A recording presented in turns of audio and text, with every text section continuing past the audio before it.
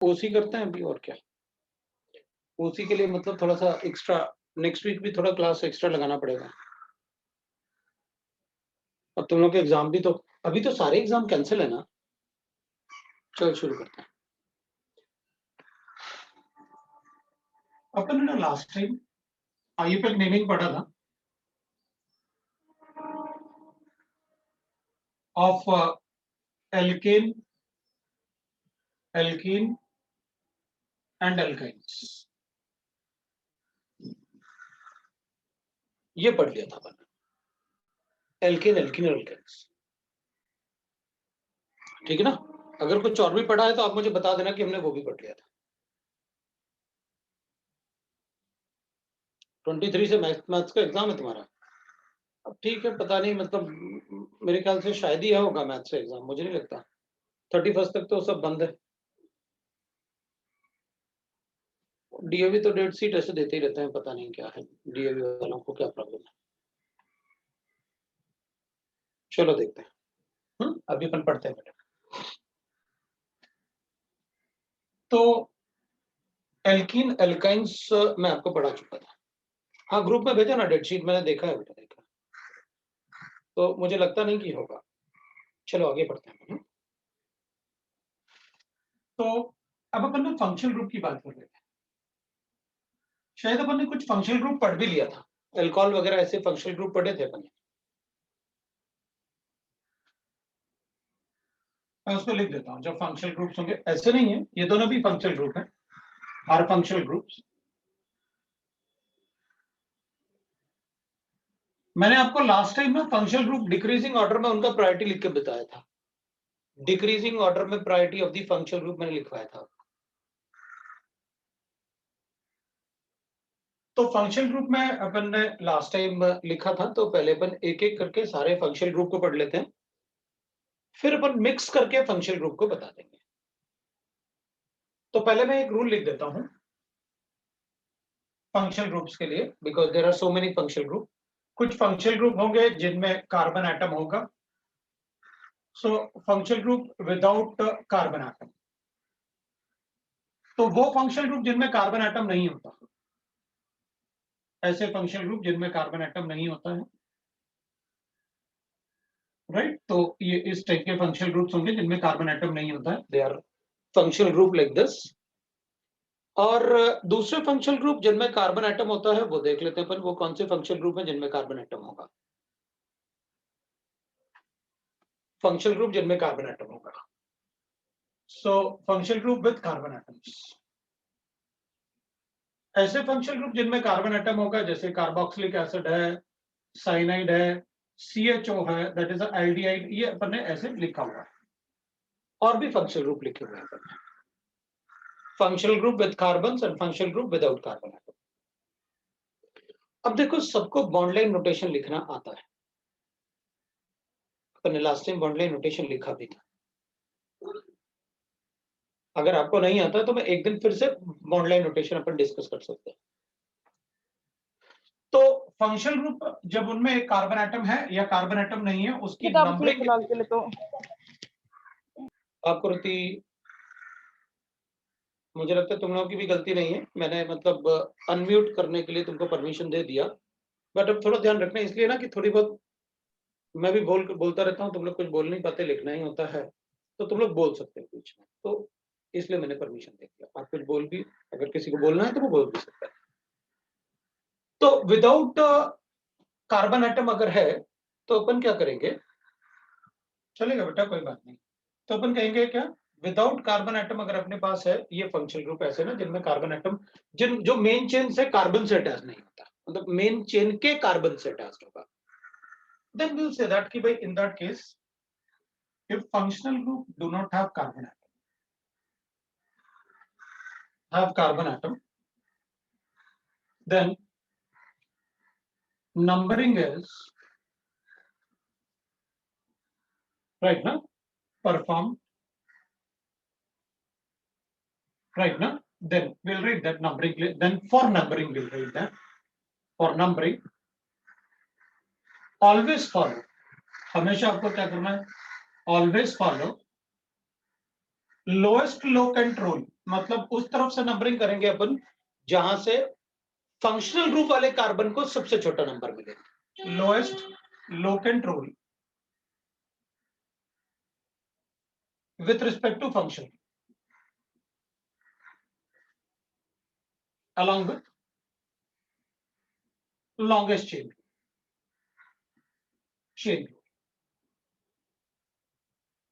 Lowest locant rule with respect to senior functional group है। Senior मतलब सबसे ज्यादा होगा, क्योंकि अगर एक से ज्यादा फंक्शनल ग्रुप होगा तब मैं बताऊंगा, बट अपन यहाँ पर सीनियर वर्ड इंट्रोड्यूस कर लेते हैं कि अगर जरूरत पड़ेगी तो फिर उसको लिखेंगे। तो चलो देखते हैं।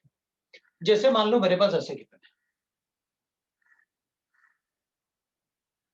तो अपन कहेंगे देखो भाई, इधर से अगर नंबरिंग करूंगा तो इस कार्बन को 3 मिलेगा, इधर से करूंगा तो 2 मिलेगा, ये फंक्शनल ग्रुप है। तो मुझे यहां से नंबरिंग करना चाहिए। अच्छा, so I am going to follow that lowest locant rule, मतलब उस तरफ से नंबरिंग करूंगा जिस तरफ से उस कार्बन को छोटा नंबर मिलेगा जिसमें फंक्शनल ग्रुप प्रेजेंट।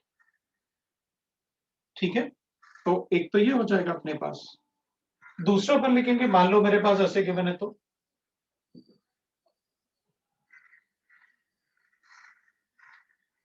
मान लो मेरे पास ऐसे गिवन है, ठीक है।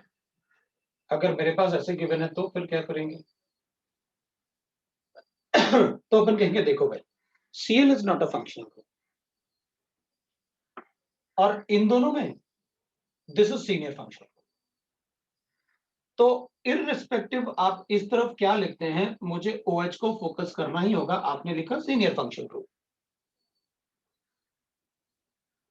तो अपन यहां से 1 2 3 कर लेंगे, ऐसे करते हैं। बोर्ड ज्यादा ब्राइट ब्राइट दिख रहा है, अगर ज्यादा ब्राइट होगा तो अपन उसे थोड़ा कम कर लेंगे, अगर ज्यादा ब्राइट दिखेगा तो अपन उसे ऐसे कर लेंगे।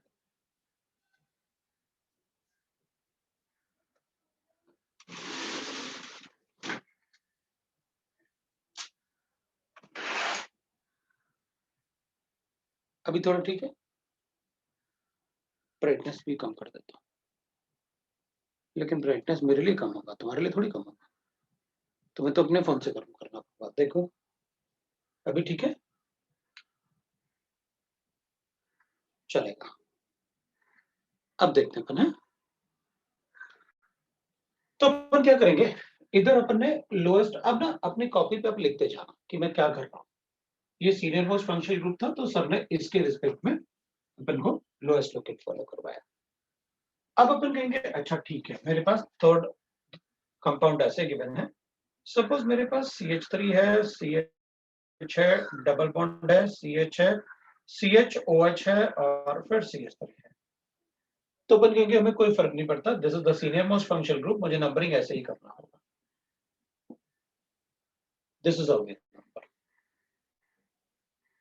तो अगर मेरे पास ऐसे गिवन है, सपोज अपन ने कहा कि भाई हमारे पास ऐसे गिवन है, दैट इज फोर्थ ले लेते हैं अपन। तो अगर मेरे पास कोई ऐसे गिवन है, बॉन्ड लाइन अपन को पता है कैसे लिखना होता है,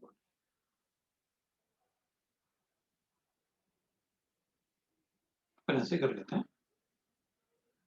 और यहाँ पर अपन Cl लिख लेते हैं, Br लिख लेते हैं, और यहाँ पर अपन डबल बॉन्ड लगा देते हैं। तो अपन क्या करेंगे, ये OH है ना, तो ये तो पक्का है कि मेरा नंबरिंग यहाँ से शुरू होगा, क्योंकि यहाँ OH अटैच्ड है। तो फिर मैं इसको 2 लिखूंगा, इसको 3 लिखूंगा, फिर क्या करूं, इधर नंबरिंग करूं या इधर नंबरिंग करूंगा। तो अपन कहेंगे यहाँ भी डबल बॉन्ड है, यहाँ भी डबल बॉन्ड है, तो फिर मुझे लॉन्गेस्ट चेन को चूज करना चाहिए। यहाँ 4 और यहाँ 5 हो जाएगा, जबकि यहाँ 4, यहाँ 5, यहाँ 6 आएगा। डबल बॉन्ड इधर भी आया, डबल बॉन्ड इधर भी आया, तो फिर इधर नहीं कर सकते, इधर तो सब्स्टिट्यूएंट है, तो अपन कहेंगे डबल बॉन्ड का प्रायोरिटी सब्स्टिट्यूएंट से ज्यादा होता है। अच्छा, अगर मेरे पास ऐसे होता, तो पहले अपन नंबरिंग सीख रहे हैं, अगर अपने पास ऐसे होता अपन कहते हैं अच्छा ठीक है, अगर मान लो मेरे पास कोई ऐसे सिचुएशन बना, इधर आपने Cl लिखा, इधर आपने Br लिखा, और इधर आपने डबल बॉन्ड, इधर आपने OH लिखा, और मेरे पास यहाँ पर भी एक CH3 होता और यहाँ पर एक NO2 होता है, या इतना ही छोड़ देते हैं। राइट। तो अपन इसको और कर लेते हैं या ऐसे कर लेते हैं, क्या फर्क पड़ेगा। तो अपन कहेंगे देखो भाई, फिर मैं इसको इसको 1 2 3 4 और 5 लिखता हूँ, फिर मैं ये एक अलग सब्स्टिट्यूएंट बना लेता था।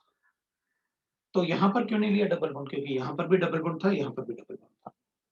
यहां डबल बॉन्ड लेने से मुझे 6 कार्बन एटम का चेन मिलता, यहां डबल बॉन्ड लेने से मुझे 5 कार्बन एटम का चेन मिलता। तो आपने वो मेरा कंफ्यूजन दूर कर दिया कि मुझे डबल बॉन्ड को प्रेफरेंस लेना था एज कंपेयर टू अगर यहां पर सिर्फ सब्स्टिट्यूएंट होते तो।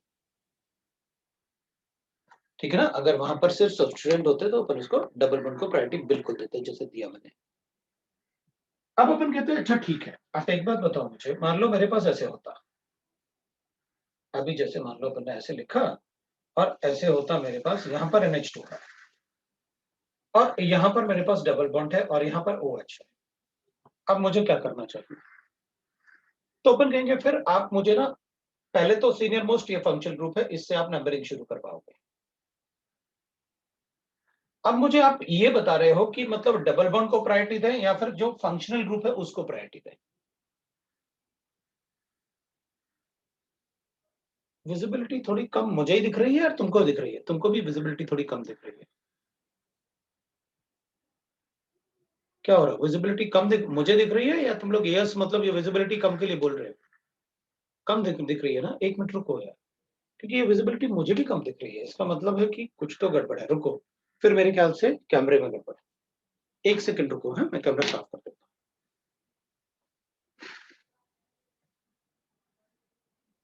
फिर वो कैमरे में प्रॉब्लम है, मैं कैमरा साफ करता हूँ।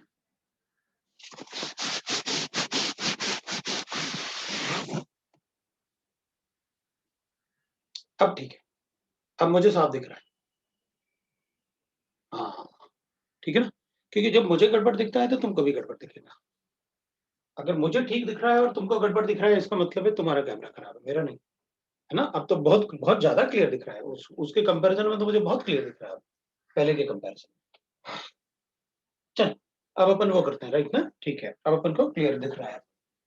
तो यहां पर अपन ने क्या लिखा था, if the functional group do not have carbon atom then numbering always follow the lowest locant rule with respect to senior functional group along with longest chain. मतलब सीनियर फंक्शनल ग्रुप के साथ साथ मैं यहां से 1 2 3 शुरू नहीं कर सकता था। द रीजन इज बिकॉज 1 2 3 करता तो फिर मैं लॉन्गेस्ट चेन को फॉलो नहीं करता। तो आपने क्लियरली लिखा हुआ है कि आप सीनियर मोस्ट को तो प्रायोरिटी दो, लेकिन लॉन्गेस्ट चेन को भी आप फॉलो करो।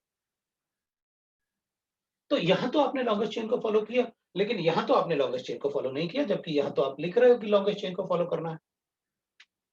हाँ, तो when there is more than one functional group we have to always number such that all the functional group should or the maximum functional group should present in the main chain irrespective of the longest chain.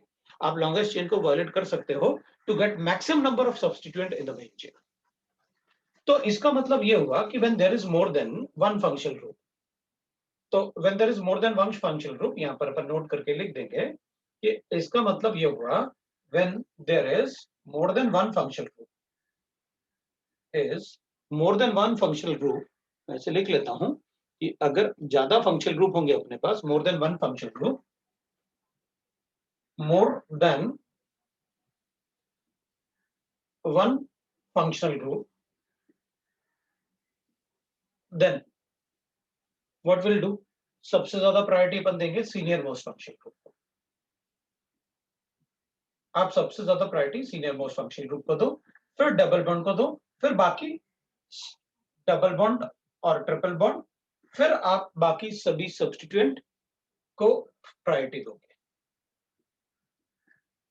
फिर आप बाकी substituent को priority दोगे। तो उस substituent में senior most functional group को अपन को ज्यादा प्रायोरिटी देना है, तो अपन ने यहां पर दिया था, तभी तो आपने 1 2 लिखा था, तभी तो आपने 1 2 लिखा था, क्योंकि आपको सीनियर मोस्ट फंक्शनल ग्रुप के रिस्पेक्ट में प्रायोरिटी देना था।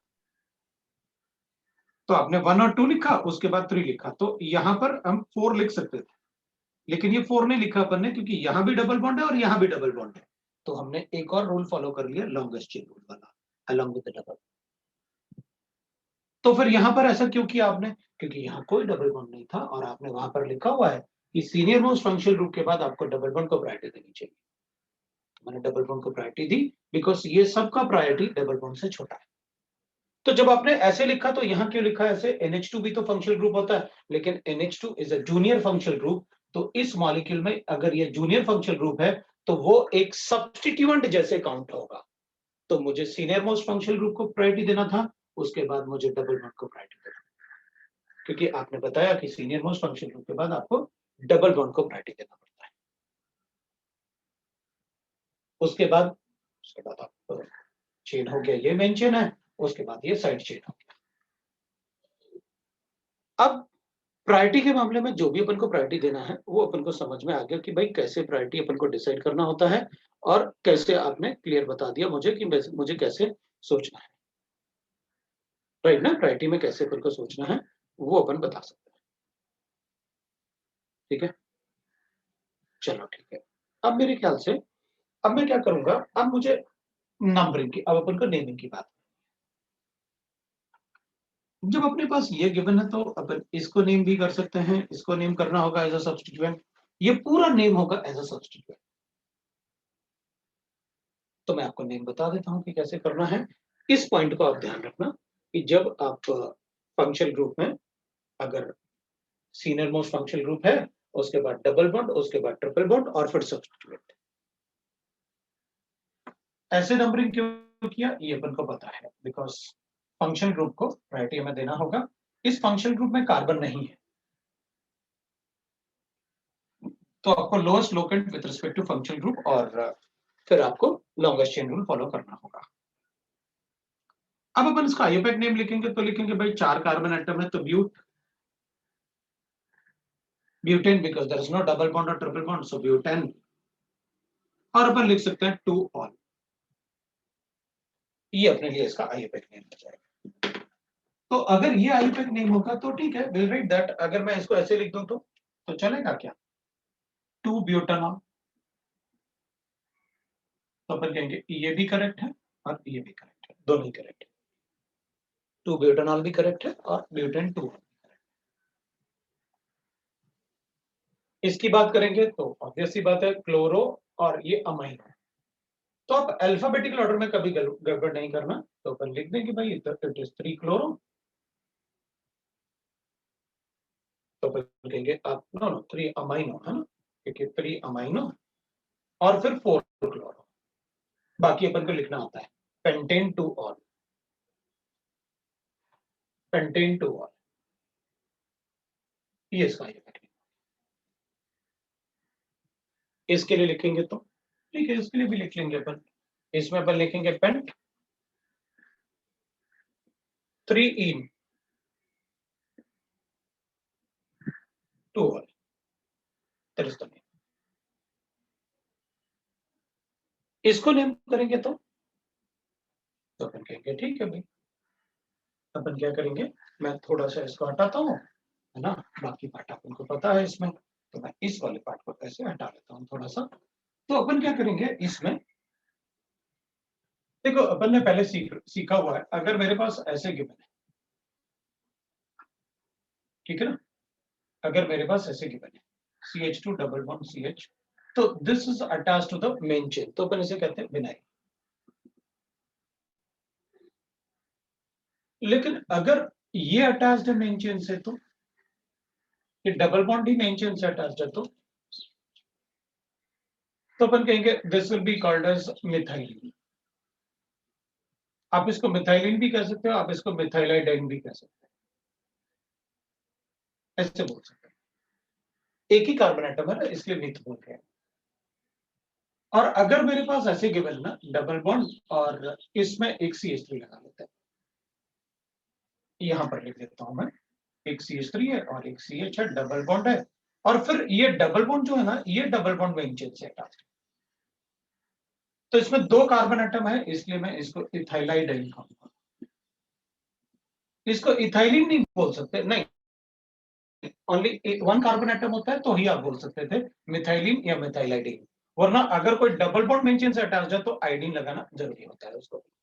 तो अच्छा, इसको मतलब आप इसे इथाइलाइडिन बोलने वाले हो, क्योंकि इसमें डबल बॉन्ड से अटैच है, ये हमारा मेन चेन है, ये वाला अपना मेन चेन है, और वो मेन चेन जो अपने पास प्रेजेंट है उसमें डबल बॉन्ड से अटैच है ये ग्रुप, 2 कार्बन एटम वाला ग्रुप, इधर CH चाहिए तो ये इथाइल एडीन, तो 3 पे तो इथाइल एडीन हो जाएगा। अब अपन कहेंगे ठीक है इसको क्या करें, तो अपन कहेंगे ठीक है अगर इसमें भी सब सैचुरेटेड है ना, तो जो कार्बन एटम मेन चेन वाले कार्बन एटम से अटैच्ड होता है, जो कार्बन एटम मेन चेन वाले कार्बन एटम से अटैच्ड होता है वो हमेशा बना होगा। हमें उसमें फिर वैसे ही रूल्स फॉलो करने होते हैं जैसे अपन बाकी में करते हैं।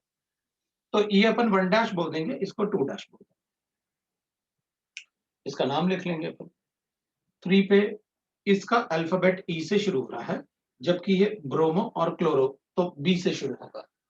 तो इसका मतलब है पहले मुझे ये लिखना पड़ेगा कि भाई 4th कार्बन एटम पे क्या प्रेजेंट है। तो मैं कहूंगा इसमें ना 4th कार्बन एटम पे प्रेजेंट है ये बड़ा ग्रुप, तो लिखेंगे अपन 2 डैश ब्रोमो 1 डैश क्लोरो, और इसमें कितने कार्बन एटम थे, 2 कार्बन एटम, तो मैं इसको इथाइल लिख दूंगा। मतलब 4th कार्बन एटम पे ये अटैच्ड है। और उसके बाद मैं लिखूंगा कि 3rd कार्बन एटम पे क्या अटैच्ड है, तो अपन लिखेंगे भाई वहां पर 3rd कार्बन एटम पे 3rd इथाइलेडीन अटैच्ड है,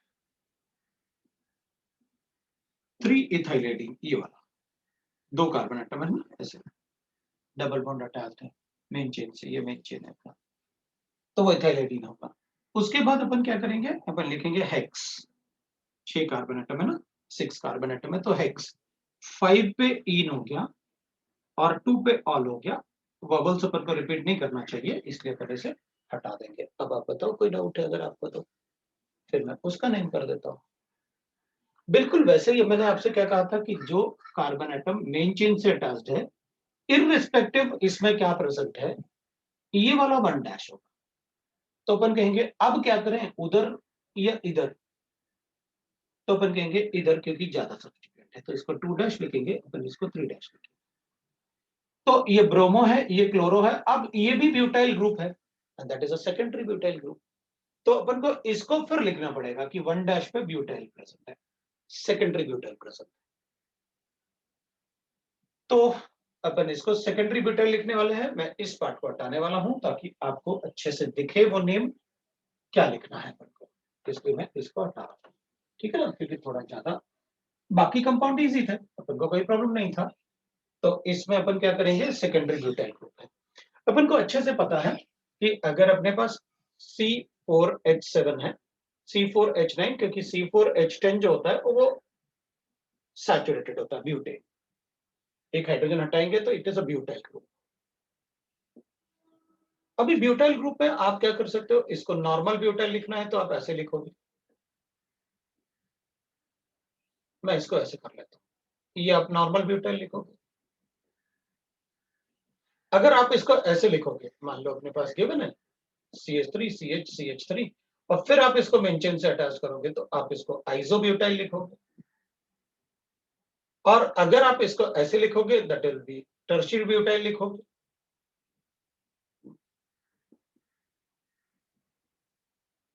तो इसको आप टर्शियरी ब्यूटाइल लिखोगे।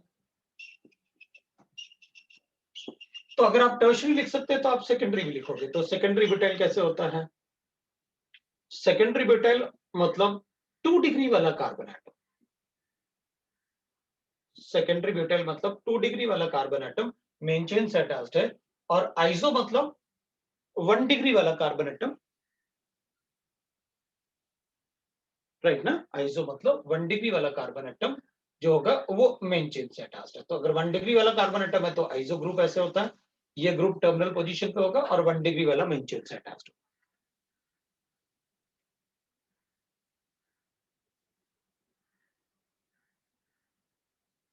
राइट। तो अपन ऐसे बता सकते हैं। तो टर्शरी, ये सारे पार्ट मैंने आपको पहले बताए हुए हैं, मैं तो फिर से आपको एक बार, क्योंकि काफी दिन हो जाता ना अपना, तो बार बार रिपीट हो जाएगा, क्या फर्क पड़ेगा अपन को, अच्छी बात है फिर तो बार बार रिपीट होगा। तो आपको ग्रुप पता है, तो मैंने आपको क्या लिखा, ये 2 डिग्री वाला कार्बन एटम उधर अटैच्ड है, ये CH3 है और ये CH3 है और इधर CH2 हो जाएगा, वो अपन को पता है, ये CH2 हो जाएगा। तो ये सेकेंडरी ब्यूटाइल हो जाएगा, 2 डिग्री वाला कार्बन एटम इससे अटैच्ड। तो ये Br ब्रोमो होगा और ये ब्यूटाइल, ब्यूटाइल होगा तो ब्यूट होगा। सेकेंडरी इज अ नंबर, उसको अल्फाबेटिकल ऑर्डर में काउंट नहीं करेंगे। सो फर्स्ट अल्फाबेट सेम था, तो मैंने सेकेंड अल्फाबेट, इसमें R है और उसमें U है, मतलब पहले ये लिखूंगा, फिर सेकेंडरी ब्यूटाइल लिखूंगा, फिर 2 क्लोरो लिखूंगा, उसके बाद अपना नाम लिखूंगा। तो अपन चेक कर लेते हैं। मैंने 3 पे ये बड़ा सा ग्रुप लिख लेना है, ये वाला पार्ट 3 पे, और उसके बाद अपना नाम लिख देना है इसमें कि भाई पेंट, है ना, 3 इन 2 ऑल कर दूंगा, ये नाम हो जाए पेंट 3 इन, बाकी अपन नाम लिख देंगे। तो अपन कहेंगे ठीक है, ये ब्रैकेट वाला पार्ट बता दो भाई कैसे लिखना है, ये ब्रैकेट वाला पार्ट तो अपन कहेंगे ठीक है, ब्रैकेट वाला पार्ट लिख लेते हैं। अब इस ब्रैकेट में क्या लिखना है ये बता दो, तो अपन ब्रैकेट को लिख लेते हैं। कैसे लिखते हैं भाई, 3rd कार्बन एटम पे ये बड़ा सा ग्रुप कर सकते हैं। इस बड़े से ग्रुप में भी वर्ड रूट क्या आएगा, प्रोपाइल आएगा, ये 3 कार्बन एटम वाला है। ऐसे अपन उधर नहीं कर सकते थे ऐसे, तो अपन कहते हैं भाई इधर भी अपन कर सकते थे 1 2 3, लेकिन अगर एक ही सब्स्टिट्यूएंट था और इधर करेंगे 1 2 3, 2 सब्स्टिट्यूएंट है, तो इसलिए इसकी प्रायोरिटी ज्यादा हो गई सब्स्टिट्यूएंट के होने की वजह से। ठीक है, तो अपन कहेंगे कोई बात नहीं, तो अपन इसको ऐसे कर लेते हैं। अब 3 पे क्या लिखना है वो देख लेते हैं। 3 पे लिखेंगे अपन, ये 3 में क्या लिखना है अपन को, तो पहले अपन लिखेंगे ब्रोमो, तो अपन लिखेंगे 3 डैश ब्रोमो, फिर 1 डैश सेकेंडरी ब्यूटेन, ठीक है, 1 डैश सेकेंडरी ब्यूटेन हो गया। अब अपन लिखेंगे ये 2 डैश क्लोरो, अब ये भी हो गया, ये भी हो गया, ये भी हो गया, और ये वाला पार्ट भी हो गया, सब हो गया। अब क्या, इसका वर्ड रूट लिख दो प्रोपाइल, ये ब्रैकेट को मैंने क्लोज कर लिया। अब आप देख लो, आपको अगर कोई प्रॉब्लम है तो, बाकी वाला पार्ट तो मैं लिख चुका था आपको। अगर आपको कोई डाउट है तो आप बता दो, मैं इसको सॉल्व कर देता हूँ। अच्छा, राइट साइड वाला थोड़ा ब्लर हो रहा था, तो राइट साइड नहीं लिखूंगा फिर मैं, ठीक है ना, अपन थोड़ा इसी तरफ लिखेंगे। राइट, कौन सा वाला पार्ट, ये वाला। हाँ तो समझाऊंगा ना, क्या प्रॉब्लम है, अपन को क्या दिक्कत होगी, फिर से समझा देंगे। ये लो, देखो ना, इसको हटा देता हूँ, ये वाला हटा दूं फिर, नहीं कंपाउंड बना रहने देते हैं, क्योंकि कंपाउंड के बाद अपन मैं इस पार्ट को हटा देता, इस वाले पार्ट को हटा देता हूँ। ये सारा पार्ट मैंने आपको आइसो ये सब बता रखा है। देखो ना, अपने पास ऐसे गिवन था आपको, ये OH है और इधर डबल बॉन्ड है, और इधर अपन ने एक ग्रुप लगा रखा है, तो इसका नाम तो अपन को पता था ना क्या होगा भाई, इधर ग्रुप ये 1 होगा, ये 2 होगा, ये 3 होगा, ये 4 होगा, ये 5 होगा, ये तो अपन को पता है। थर्ड पे ये जो ग्रुप अटैच्ड है अपन को वो लिखना था, तो अपने पास ऐसे अटैच, अपन ने ऐसे। अब अपन कहेंगे देख भाई, ये कार्बन 1 है, ये कार्बन 2 है, ये कार्बन 3 है, ये कार्बन 4 है, ये कार्बन 1 है, ये कार्बन 2 है, ये कार्बन 3 है, तो अपन कहेंगे यहाँ 3 है, यहाँ 4 है। अगर ऐसे होता तो इसको बनाता मेन चेन, लेकिन प्रॉब्लम यह है कि अब दोनों तरफ एक एक सब्स्टिट्यूएंट हो, इधर भी एक सब्स्टिट्यूएंट है, इधर भी एक सब्स्टिट्यूएंट, तो अपन कहते हैं अच्छा इसका वर्ड रूट में ज्यादा नंबर है, इसमें कम नंबर है, तो अपन कहते हैं अभी भी यही वाला ज्यादा प्रायोरिटी है। लेकिन आपने इसमें एक और सब्स्टिट्यूएंट डाल, तो अपन क्या बोलते हैं फिर, कि जिस तरफ ज्यादा सब्स्टिट्यूएंट है, जिसमें ज्यादा सब्स्टिट्यूएंट है वो अपना मेन चेन होगा। तो फिर ये वाला अपना इसका इधर वाले पार्ट का जो वर्ड रूट बनेगा ना, इधर वाले पार्ट का वो ये बन जाएगा, क्योंकि इसमें नंबर ऑफ सब्स्टिट्यूएंट कितने हो गए, 1 2 3, 1 पे भी है, 2 पे भी है और 3 पे भी है।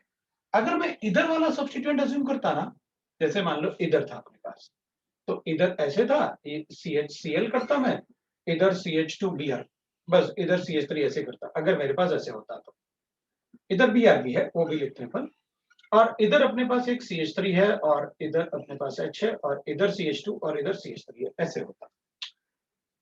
तो अपन कहते हैं नहीं नहीं मेरी मर्जी, मैं तो इसमें ना लॉन्ग चेन है, देखो 1 2 3 4 है, तो अपन कहते हैं एक बात बताओ, इस वाले चेन में लॉन्ग चेन तो है, लेकिन सब्स्टिट्यूएंट तो 2 ही आते हैं ना, एक ये वाला और एक 1 पे अटैच्ड है और एक 2 पे अटैच्ड है, तो नंबर ऑफ सब्स्टिट्यूएंट तो कम आए ना इसमें,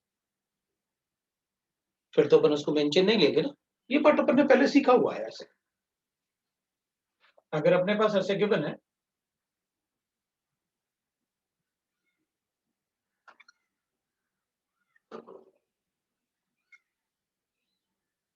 अगर अपने पास ऐसे गिवन है तो अपन क्या करते हैं, फिर अपन कहेंगे अपना मेन चेन ये वाला होगा। ये वाला क्यों? क्योंकि इसमें नंबर ऑफ कार्बन एटम तो ज्यादा है, लेकिन नंबर ऑफ सब्स्टिट्यूएंट इसमें 3 हो गए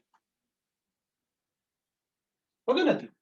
और अगर अपन स्ट्रेट चेन में करते हैं, जैसे ये ऐसे ले लेते हैं अपन, ये वाला पार्ट अपन ने पहले पढ़ा हुआ है। अगर अपन CH2 ऐसे Br कर लेते हैं और CH2 CH3 करते हैं, तो अपन कहते हैं अगर ये मेन चेन लेता तो इसमें 2 ही सब्स्टिट्यूएंट बस। तो अपन क्या बोलते हैं भाई, अब नंबर ऑफ सब्स्टिट्यूएंट ज्यादा होने चाहिए। तो अपन कहेंगे आप तो कहते हो ना लॉन्गेस्ट चेन रूल फॉलो करो, हाँ तो बोलता हूँ ना, क्लियरली तो लिखा था only alkane follows longest chain. पढ़ा ना, एल्केन में क्लियरली लिखा ना, मेंशन किया ना, only alkanes follow longest chain rule.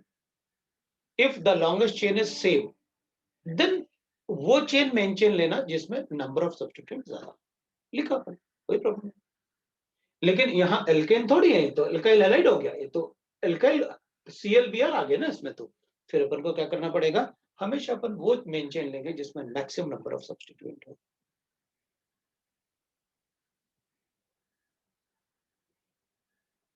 समझ में आया? तो ये पार्ट अपन ने पहले पढ़ा था, तुमने शायद इसके लिए कहा होगा मुझसे कि एक बार और बता दो, तो मैंने आपको बता दिया एक बार और कि अपन ने ऐसा क्यों चूज किया। मेरे ख्याल से अब क्लियर हो गया।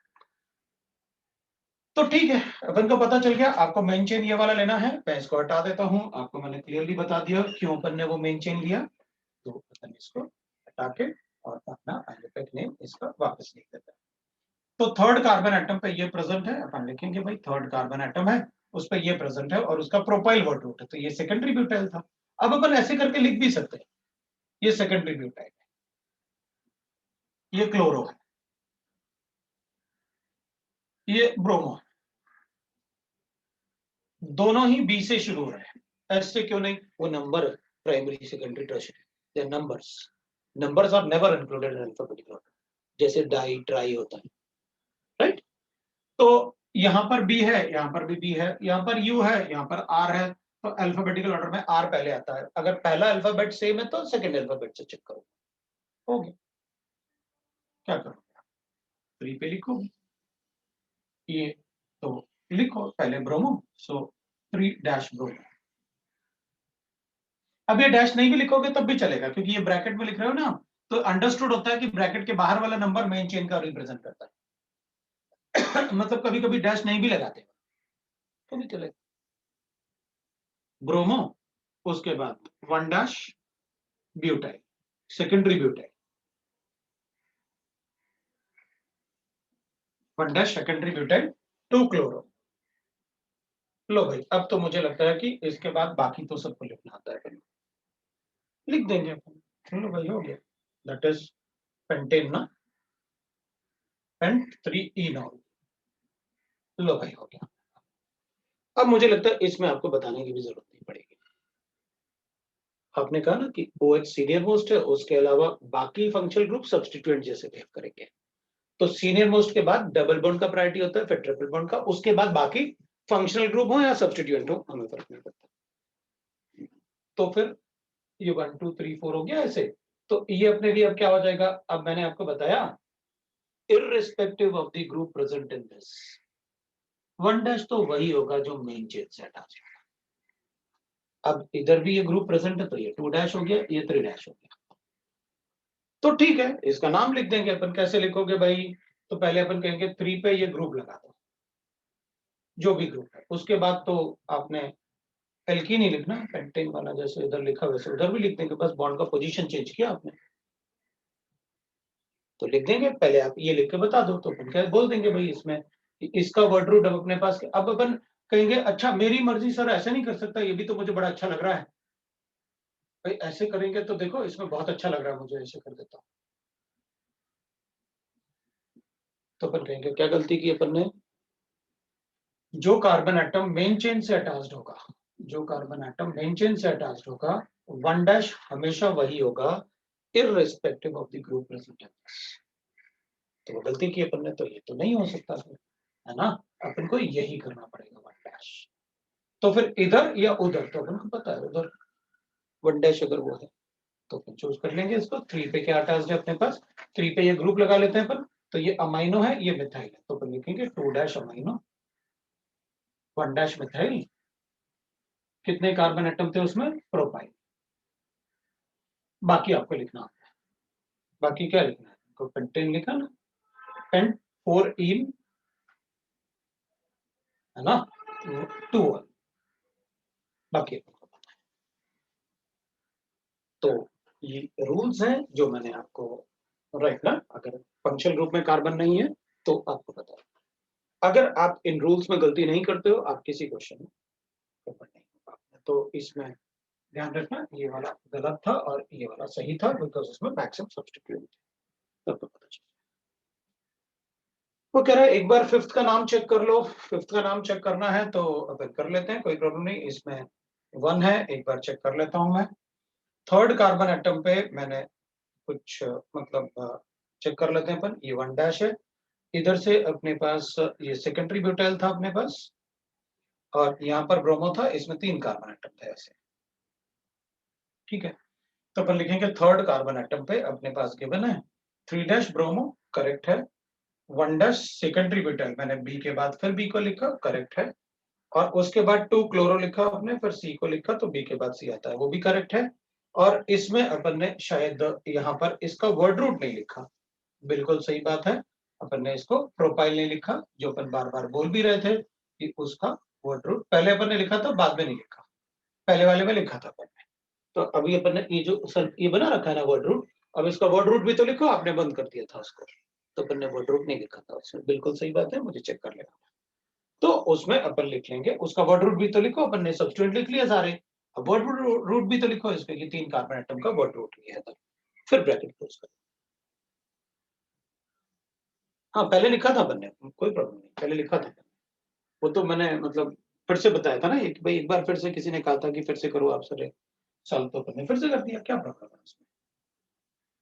तो अब दिमाग में फिर जब कोई बोलता है ना फिर से सॉल्व करो, तो उसमें दिमाग में ये होता है कि उसको कहाँ गलत मतलब प्रॉब्लम आया होगा। तो मोस्ट ऑफ द टाइम ना, जैसे ये बता रहा था ना, तो मेरे दिमाग में यही चल रहा था कि उसको कहाँ प्रॉब्लम आया होगा, जो उसने बोला कि भाई फिर से बताओ, इसका मतलब तो दिमाग में वो भी चलता है कि उसका वो प्रॉब्लम रहा होगा, उस पर फोकस करो, उसको बताओ, क्योंकि ये कैसे सब्स्टिट्यूएंट आपने डिसाइड किया, वो प्रॉब्लम उसका रहा। ठीक है, तो अपन को पता चल गया क्या करना है। अब अपन ऐसे दूसरे कंपाउंड्स लेते हैं, मैं इसको हटा देता हूं, ठीक है ना। अब अपन लेते हैं कि भाई दूसरा पॉइंट लिखते हैं अपन, जिसमें अपन लिखेंगे कि IUPAC name of those compound जिनमें फंक्शनल ग्रुप में कार्बन होगा। So naming for compound in which functional group has carbon atom. तो अपन को पता है कौन से होते हैं जिनमें फंक्शनल ग्रुप कार्बन एटम होता है, ठीक है ना। So always start numbering, always start numbering from the functional group of carbon atom, from the functional group of carbon atom. अब बाकी रूल तो अपन फॉलो करेंगे ही करेंगे, जैसे अपन ने लिखे थे बाकी रूल फॉलो करने अपन को, तो लेकिन नंबरिंग हमेशा शुरू होगा किससे, carbon atom of the functional group से। और प्रायोरिटी, अगर एक से ज्यादा फंक्शनल ग्रुप है, when more than one functional groups are there, तो अपन को पता है प्रायोरिटी, देन प्रायोरिटी क्या लिखना होता है अपन को, जैसे वहां लिखा था वैसे यहाँ भी लिखा होगा। प्रायोरिटी अगर अपन को देना है तो senior most functional group, senior most functional group के अलावा फिर अपन डबल बॉन्ड को लेते हैं, फिर ट्रिपल बॉन्ड को लेते हैं, फिर उसके बाद अपन substituents, substituents including other functional group है, इंक्लूडिंग अदर फंक्शनल ग्रुप, जो फंक्शनल ग्रुप सब्स्टिट्यूएंट जैसे बिहेव करेंगे ना उनको भी।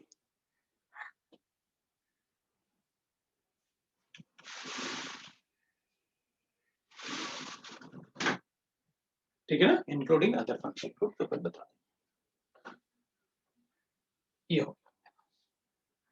तो ठीक है, वेल राइट दैट, शुरू करते हैं अपन, कैसे करते हैं अपन को कैसे लिखना है। तो अब है ना, पहले अपन नंबरिंग ही देखते हैं, फिर अपन को पता है अगर एक बार नंबरिंग समझ में आ गया तो आईयूपैक नेमिंग सबका ऑलमोस्ट एक जैसा होता है।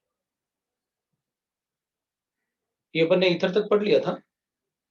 हाँ फिर तो ठीक है, अच्छी बात है। अपन अगर ईथर तक पढ़ लिया था तब तो बहुत अच्छा है। तो मैं इसको ऐसे एक दो क्वेश्चन लेके छोड़ देता हूँ फिर इसको। अगर अपने पास ऐसे गिवन है तो अपन इससे शुरू करके अपन इसे प्रोपेन नाइट्राइल लिख सकते है ना, इसको ब्यूटेन नाइट्राइल लिख सकते हैं, क्योंकि 3 कार्बन एटम है, लेकिन इसका कार्बन एटम भी इंक्लूड कर सकते हैं अपन। क्यों? क्योंकि वो कार्बन चेन से अटैच्ड है, तो अपन उसी से नंबरिंग शुरू करेंगे। तो इसमें मुझे बताया गया कि सर आप खत्म कर चुके थे, ईथर तक तो हमें पढ़ा चुके थे, आप आगे पढ़ाना शुरू करो क्योंकि ये हम लोग पढ़ चुके हैं। तो बहुत अच्छी बात है, फिर तो अपन को कोई प्रॉब्लम ही नहीं है। तो फिर मैं ना डिफरेंट फंक्शनल ग्रुप के, क्योंकि ये वाला पार्ट अपन को ऑलरेडी पता है, तो अपन डिफरेंट फंक्शनल ग्रुप को एक एक बार अपन सभी फंक्शनल ग्रुप के वो पढ़ लेते हैं, राइट ना, कुछ एग्जाम्पल पढ़ लेते हैं। तो अपन क्या करेंगे, अपन लिखेंगे examples from different functional groups. तो example of different functional group लिख लेते हैं अपन, ठीक है ना, डिफरेंट फंक्शनल ग्रुप। तो डिफरेंट फंक्शनल ग्रुप के अपन एग्जाम्पल लिख लेते हैं। तो अपन एक एक फंक्शनल ग्रुप लेते हैं और उनमें एग्जाम्पल लिख लेते हैं। जैसे मान लो अपन को गिवन है कार्बोक्सिलिक एसिड की बात, तो कार्बोक्सिलिक एसिड में अपन काफी कुछ पढ़ चुके हैं, बहुत सारा एग्जाम्पल अपन ने कार्बोक्सिलिक एसिड से लिया था, इसलिए अपन को बहुत ज्यादा कार्बोक्सिलिक एसिड में पढ़ने की जरूरत नहीं होगी। अगर ऐसे गिवन है कार्बन है फंक्शनल ग्रुप में, तो अपन को लिखना पड़ेगा दिस इज ब्यूटेनोइक एसिड। सबको पता है अपन को ब्यूटेनोइक एसिड लिखना पड़ेगा। दूसरा अपन सल्फोनिक ग्रुप ले लेते हैं। सल्फोनिक ग्रुप में अभी मैंने आपको बहुत कुछ पढ़ाया है सल्फोनिक एसिड में। तो अगर मुझे ऐसे गिवन है SO3H that is a sulphonic group, तो अपन सबको पता है इस फंक्शनल ग्रुप में कार्बन नहीं होता है, तो अपन को lowest locant and longest chain follow करना होता है। यहां से नंबरिंग करनी पड़ेगी, यहां से करूंगा तो 3 आएगा, तो अपन लिखेंगे that is butane sulphonic acid, 2 sulphonic acid. ठीक है भाई, ये भी अपन को समझ में आ गया। इसमें तो अभी अभी आपने एल्कोहल लेके काफी सारे एग्जांपल्स दिए मुझे, राइट। तो अपन ने functional group without carbon atom किया होगा, ऐसा हो नहीं सकता।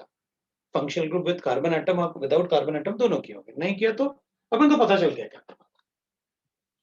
अब अपन थर्ड फंक्शनल ग्रुप, ये दोनों अपन को पता है ऐसे करना है। अब थर्ड फंक्शनल ग्रुप ले लेते हैं अपन, दैट इज एस्टर्स की बात करते हैं। एस्टर्स, ठीक है ना। अब अपन सबको पता है कि अच्छा भाई देखो एस्टर तो ऐसे होता है, ये एस्टर ऐसे। तो एस्टर में क्या होता है, इस वाले पार्ट को अपन एस्टर बोलते हैं, ये वाला जो पार्ट होता है इसको अपन एस्टर बोलते हैं। ये फंक्शनल ग्रुप है एस्टर। तो एस्टर वाले कंपाउंड में अपन को क्या करना होगा, मतलब ये COH लिखा होगा, इन दोनों में अपन को साफ साफ दिख रहा है what is the difference between the ester and the carboxylic acid. तो अपन कहेंगे first name this group which is attached to the oxygen atom irrespective of the group present in this. So first name the R group, first name the group attached to the oxygen atom, attached to oxygen atom, irrespective of the group present in, right, irrespective of other factors.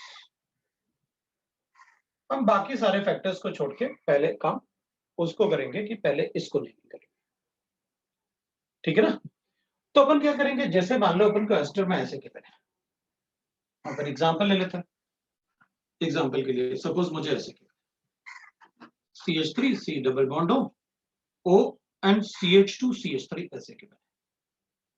तो अपन कहेंगे देखो भाई 1 तो यही होगा और 2 तो ये होगा, आप जो मर्जी चाहे कर लो, it is so because functional group में कार्बन है, और कार्बन है तो नंबरिंग उसी से शुरू होगा, आपने साफ साफ बताया हुआ है।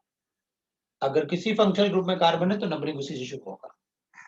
तो अपन कहेंगे ठीक है, इसमें 1 हो गया, ये 2 हो गया, तो पहले तो इसको नेम करना पड़ेगा, तो इसको तो अपन डायरेक्टली बोल सकते हैं व्हाट इज दैट, इथाइल। तो लिखो इसका नाम कैसे, अपन कहेंगे इथाइल, और ये क्या होता है, 2 कार्बन एटम ना, तो इथेन ना। और इसको कैसे लिखते हैं, इसके लिए नाम जो होता है दैट इज कॉल्ड सफिक्स, जो लिखेंगे अपन इसका, जैसे इसका सफिक्स अपन ओइक एसिड लिखते हैं, इसका सफिक्स कार्बोक्सिलिक एसिड का, तो इसमें अपन को O8 लिखना होता है। दैट इज, तो पहले इसको नाम करो, बाद में इस वाले को नाम करो, तो इथेनोएट हो गया, 2 कार्बन एटम वाला O8, इसका सफिक्स जो होगा वो O8 होगा। जैसे अल्कोहल में OL होता है, ऐसे ही इसमें O8 होता है। ठीक है, तो अगर मान लो मेरे पास ऐसे गिवन है, दूसरा एग्जांपल ले लेता हूं, मेरे पास मान लो ऐसे गिवन है, इधर डबल बॉन्ड है और इधर एक Cl भी गिवन है, और इधर एक C डबल बॉन्ड O और इधर OCH3, तो फिर तो अपन कहेंगे इररिस्पेक्टिव, कोई भी फैक्टर नहीं चलेगा, पहले तो उसको नेम करो जो उससे अटैच्ड है, तो कहूंगा मिथाइल। अब बताओ क्या करना, तो कहूंगा पहले, अब आप इसमें लिख लो भाई, ये 1 है, ये 2 है, ये 3 है, तो लिखो 2 क्लोरो, कोई प्रॉब्लम नहीं है अपन को। Now this is 2 chloro. फिर इसको नेम करोगे आप, पहले उस पार्ट को नेम करो जो किससे अटैच्ड हो, ऑक्सीजन से अटैच्ड हो, तो अपन लिखेंगे 2 क्लोरो, और उसके बाद अपन लिख देंगे इसको प्रॉप। प्रॉप क्यों, क्योंकि 3 कार्बन एटम है ना, और 2 पे इन है, और 1O8 कर लेंगे अपन, तो इनको पता है क्या करना है फिर। ये लो भाई आपका नाम, पहले उसको नेम करना है जो ऑक्सीजन से अटैच्ड है, बाद में आप इसको जैसे बाकी रूल्स फॉलो करते हो आप वैसे रूल्स फॉलो करो, 1 2 अल्फाबेटिकल ऑर्डर लिखो, लेकिन जो ग्रुप ऑक्सीजन से अटैच्ड है उसे आपको पहले लिखना पड़ेगा।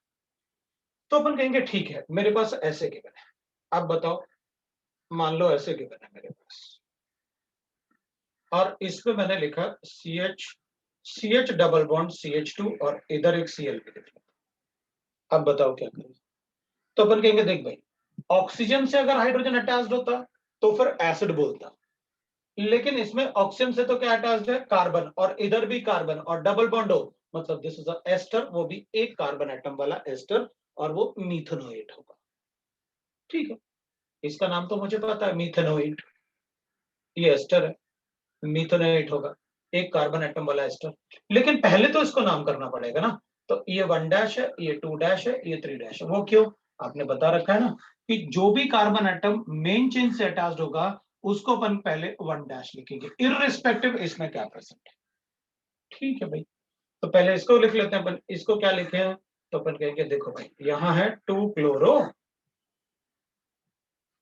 अब आप डैश लिखो या नहीं लिखो तो फर्क नहीं पड़ेगा, अपन लिखेंगे 2 क्लोरो, और 3 कार्बन एटम ना, तो प्रोपिनाइल,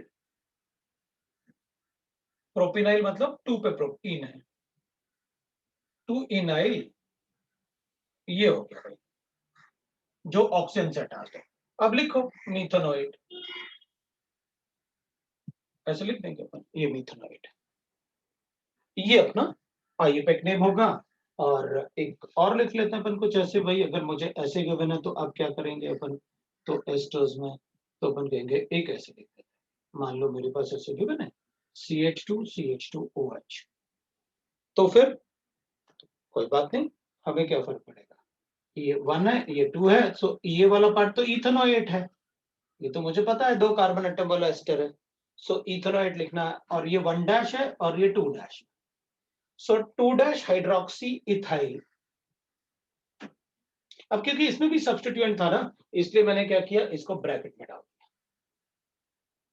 क्योंकि पहले उस पार्ट को लिखा होगा आपने जो मतलब ऑक्सीजन से अटैच, और मीथेनोएट देख के अपन को पता चल गया था कि इसमें एक ही कार्बन एटम होगा, तो अपन क्या करेंगे, इसको लिखेंगे अपन दैट इज 2 हाइड्रोक्सी, है ना, 2 हाइड्रोक्सी, और इथाइल लिखेंगे अपन 2 हाइड्रोक्सी इथाइल, और ब्रैकेट में लिख देंगे, और बाकी क्या बचा अपने पास, इथेनोएट, ये आपका एस्टर। आपको एस्टर कैसे लिखना है वो पता चलता है। ठीक है, तो ये आपका एस्टर है। अब मान लो अपन लिखेंगे कि ठीक है, मेरे पास एस्टर मुझे पता चल गया, अब एक एग्जांपल लेते हैं अपन, जिसको ऐसे लिख लें, CH3, अब ये लास्ट एग्जाम्पल है एस्टर के, अपने पास ऐसे के, अब बताओ, तो अपन कहेंगे इसमें तो सीनियर मोस्ट कार्बोक्सिलिक एसिड है। भाई इसमें क्या होता है सीनियर मोस्ट, ये तो कार्बोक्सिलिक एसिड होता है सीनियर मोस्ट, तो अपन कहेंगे ठीक है कोई बात, मतलब ये वाला सीनियर मोस्ट फंक्शनल ग्रुप है, ये वाला मेरे लिए क्या हो जाएगा, सब्स्टिट्यूएंट हो जाएगा, ये सब्स्टिट्यूएंट, ठीक है भाई कोई बात नहीं, ये सब्स्टिट्यूएंट हो जाएगा, तो ये तो मैं लिख सकता हूँ ना, लेकिन हाँ प्रोपेनोइक एसिड होगा ना, क्योंकि कार्बोक्सिलिक एसिड उसमें सीनियर मोस्ट फंक्शनल ग्रुप है, तो ये अपन प्रोपेनोइक एसिड हो गया। तो मैं ऐसा नहीं कर सकता इसको 4, इसको 5, इसको 6, नहीं, क्योंकि बीच में ऑक्सीजन एटम आ गया, अगर कार्बन एटम होता तो आप सीक्वेंस में 4, 5, 6 कर देते अगर ये कार्बन होता तो, क्योंकि अगर बीच में कोई दूसरा एटम आएगा तो आगे अपन नंबरिंग नहीं कर पाएंगे, वहां फिर अपन को रुकना पड़ेगा। तो फिर इसको कैसे नेम करें, तो अपन कहेंगे देखो मुझे ये पता है कि अगर ऐसे होता है ना, अगर ऐसे होता तो अपन इसको बोलते हैं इथेनॉल,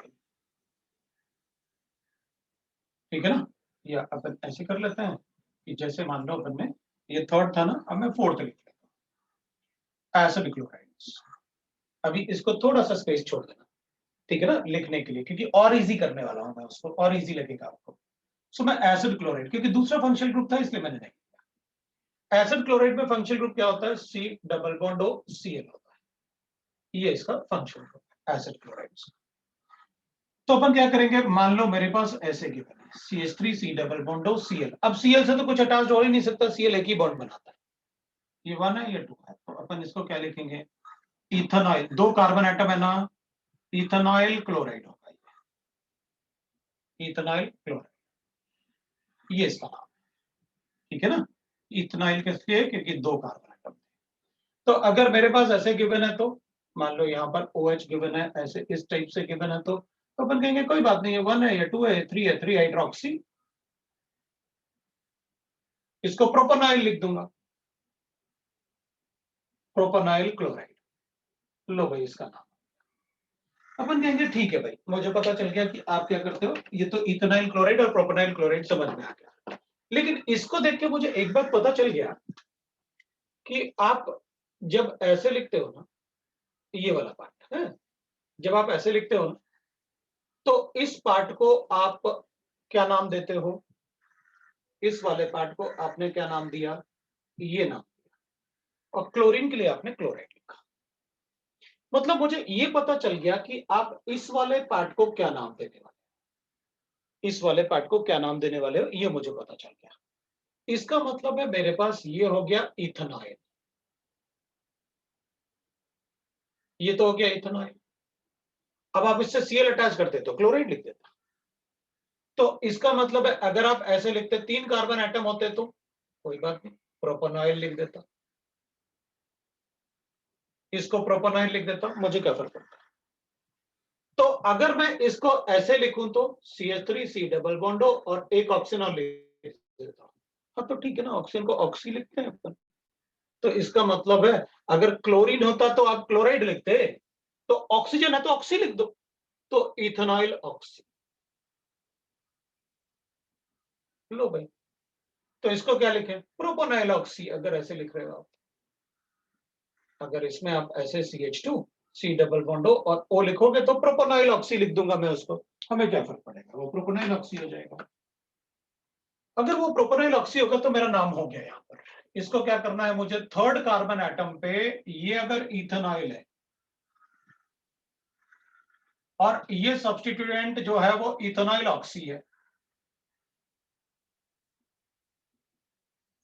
तो आपको पता है आपको क्या लिखना है, 3 पे इथेनॉइल ऑक्सी है और प्रोपेनॉइक एसिड है, हो गया आयोपिक।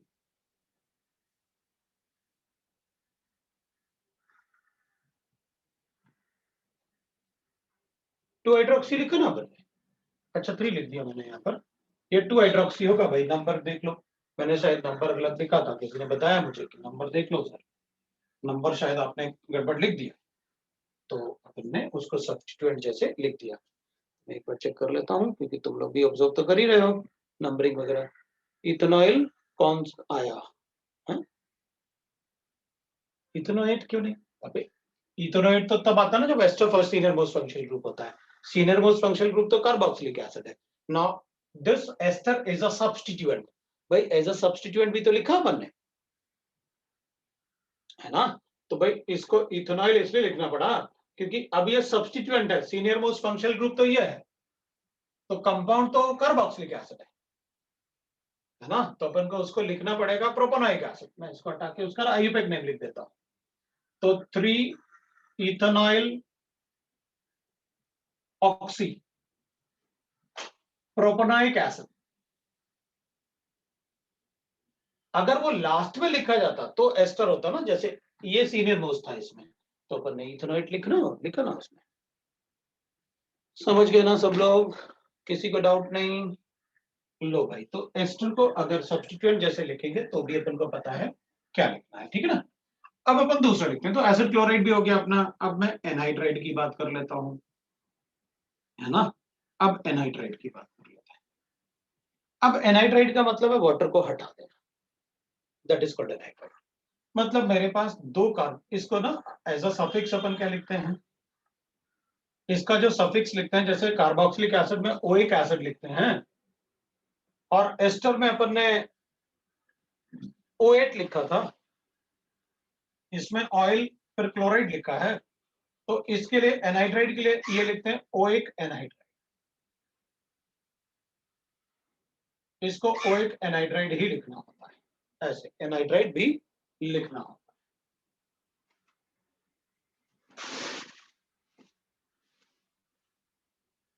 ठीक है ना? तो ओइक एनहाइड्राइड अपन लिखेंगे। अब देखो कैसे। तो अगर मेरे पास ऐसे तो अपन कहेंगे ये तो है इथेनोइक एसिड, तो अपन कहेंगे ठीक है भाई, अच्छा बताओ ऐसे लिखते तो क्या होगा? तो कोई नाम थोड़ी चेंज हो जाएगा, इथेनोइक एसिड होगा, ये भी इथेनोइक एसिड। तो अपन कहेंगे भाई इसमें नया क्या बताने वाले हो, दोनों ही इथेनोइक एसिड है। हाँ, तो पानी हटाते ना इसमें से,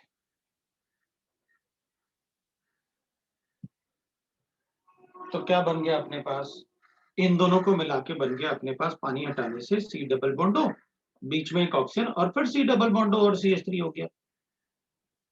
हाँ, तो ऐसे तो आपने HNO3 में भी बताया था हमको कि अगर HNO3 है तो उसमें 2 हाइड्रोजन होते ही नहीं है HNO3 में। तो आपने कहा था कि भाई 2 हाइड्रोजन ले लो, आप ट्वाइस कर लो HNO3 को ऐसे, और फिर पानी हटा देना, तो N2O5 बचेगा। और N2O5 को एनहाइड्रस नाइट्रिक एसिड बोला था आपने। और अगर H2SO4 होता है तो ये सल्फ्यूरिक एसिड है, इससे पानी हटाओगे तो SO3 बचेगा, तो आपने कहा था ये सल्फ्यूरिक एनहाइड्राइड है। हाँ, तो ठीक है। अगर ये इथेनोइक एसिड है, जैसे ये नाइट्रिक एसिड था, तो इसमें से N2O4 बचा था, N2O5 बचा था अपने पास, तो N2O5 is what? Anhydrous nitric acid. तो ठीक है, दो मॉलिक्यूल, जब एक मॉलिक्यूल से वाटर नहीं निकल सकता तो दो लेते हैं अपन। तो अगर यहाँ पर दो लिए और आपने वाटर हटाया तो ये इथेनोइक एसिड था, तो बता दो इथेनोइक एनहाइड्राइड है, तो इसका नाम क्या हो जाएगा? Ethanoic anhydride. अब एनहाइड्राइड का ये फंक्शनल ग्रुप होता है, ये अपन को पता है। अगर एनहाइड्राइड का ये फंक्शनल ग्रुप होता है तो अपन देख लेंगे कि भाई उस तरफ कितने कार्बन, इस तरफ कितने कार्बन, दो उस तरफ है, दो उस तरफ है, इथेनोइक हो गया, फिर तो इथेनोइक एनहाइड्राइड। तो डाई इथेनोइक लिख दूं? हाँ, तो इधर डाई नाइट्रिक एनहाइड्राइड नहीं लिखते थे, वो एनहाइड्रस नाइट्रिक एसिड लिखते हैं, जबकि दो लिए थे। तो यहाँ सिर्फ इथेनोइक एनहाइड्राइड होगा। तो अच्छा ठीक है, समझ में आ गया भाई। ऐसे तो अपन ने इनऑर्गेनिक में भी काफी कुछ किया हुआ है। तो अगर अपने पास ऐसे गिवन है, तो मान लो मेरे पास ये है, तो फिर तो अपन कहेंगे अब ये तो सिमेट्रिकल नहीं दिख रहा, तो फिर अपन कहेंगे अच्छा आपने एक इथेनोइक एसिड लिया होगा और एक प्रोपेनोइक एसिड लिया होगा, फिर पानी हटाया होगा, तो फिर ठीक है, इसको इथेनोइक प्रोपेनोइक मतलब अल्फाबेटिकल ऑर्डर में लिख लेंगे कि भाई ये ई से शुरू हो रहा है, ये पी से शुरू हो रहा है, तो ethanoic propanoic anhydride, propanoic anhydride, ये लो भाई, ऐसे हो गया, कोई बात नहीं। बता सकते हैं अपन इथेनॉइक, प्रोपेनॉइक, एनाइट्राइड। अच्छा ठीक है, अगर मेरे पास ऐसे गिवन है तो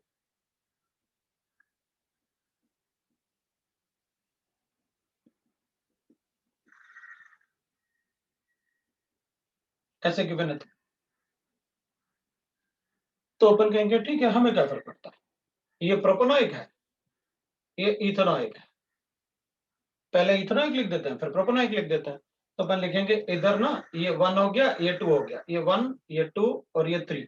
तो इधर लिख देते हैं पहले अपन क्या, 2 क्लोरो इथेनॉइक, फिर 2 हाइड्रोक्सी प्रोपेनॉइक, और फिर एनाइड्राइड। अच्छा ये तो बड़ा इजी है फिर तो। भाई जैसे आप प्रोपेनॉइक इथेनॉइक लिख रहे थे, इन दोनों को अल्फाबेटिकल ऑर्डर में डिसाइड कर लो। ये इथेनॉइक था, ये प्रोपेनॉइक है। अगर इसमें कोई सब्स्टिट्यूएंट है तो उसके सब्स्टिट्यूएंट उसके साथ, इसमें कोई सब्स्टिट्यूएंट है तो इसके सब्स्टिट्यूएंट इसके साथ।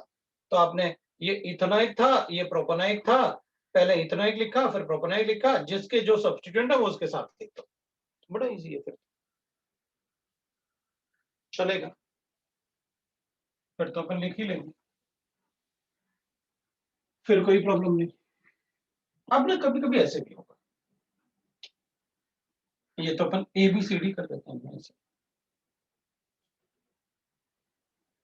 अपने पास ऐसे भी गिवन है, मान लो मेरे पास गिवन है CH2 C double bond OH, और फिर मुझे CH2 और C डबल बॉन्ड O और OH ऐसे गिवन है। अब बताओ, अपन कहेंगे उसमें क्या बता, 1 2 3 4 5 6 हेक्सेन डाइओइक एसिड।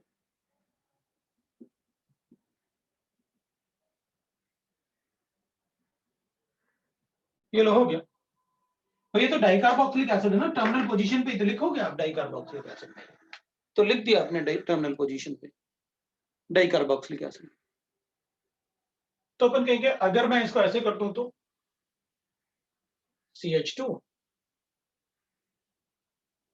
ये D है अपना और ये E है अपना, ठीक है ना।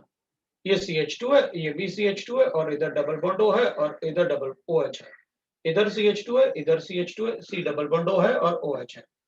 तो ये तो एक जैसे लग रहे हैं। तो अच्छा ठीक है, इसमें से पानी निकाल दो, तो फिर ऐसे बन जाएगा। हाँ तो वाटर हटाया तो एनहाइड्राइड लिखूंगा, तो इसको नाम क्या लिखूं, हेक्सेन 1,6 डाइओइक एनहाइड्राइड। अच्छा ये तो बड़ा इजी है।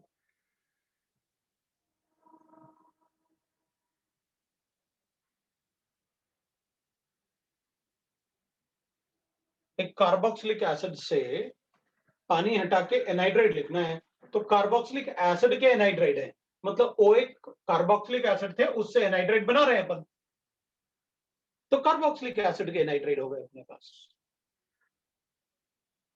कोई कंफ्यूजन नहीं भाई, इसमें प्रोपन है। अगर मान लो इसको अपन पानी से अलग, पानी डाल के अलग अलग हटा दें तो हो गया ना अलग अलग, ये इथेनॉइक एसिड हो जाएगा, ये प्रोपेनॉइक एसिड हो जाएगा,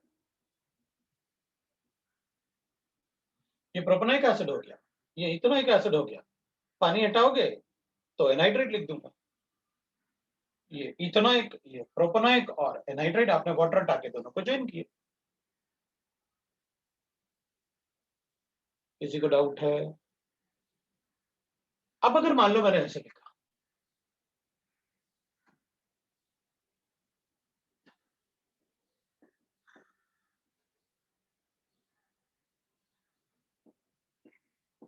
तो अपन कहेंगे उसमें क्या, ब्यूटेन 1 2 3 4, तो ब्यूट 2 इन 1,4 डाइओइक एसिड,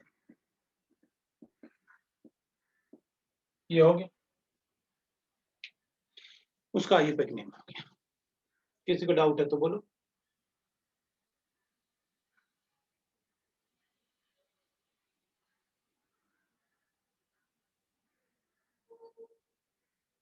पानी हटाएं तो यहाँ पर एसिड की जगह एनहाइड्रेट लिख दूंगा, क्योंकि अभी ये एसिड है, आपने पानी हटाया नहीं है,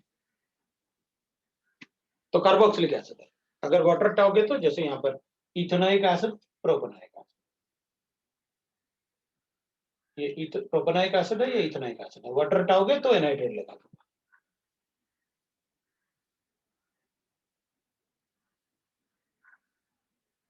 सबको समझ में आ रहा है? किसी को भी डाउट है? अब अगर मान लो इसमें बनने का, नहीं नहीं मैं इससे भी वाटर हटाऊंगा, हाँ तो हटाओ, मैं इसको एसिड की जगह एनहाइड्रेट लिख दूंगा।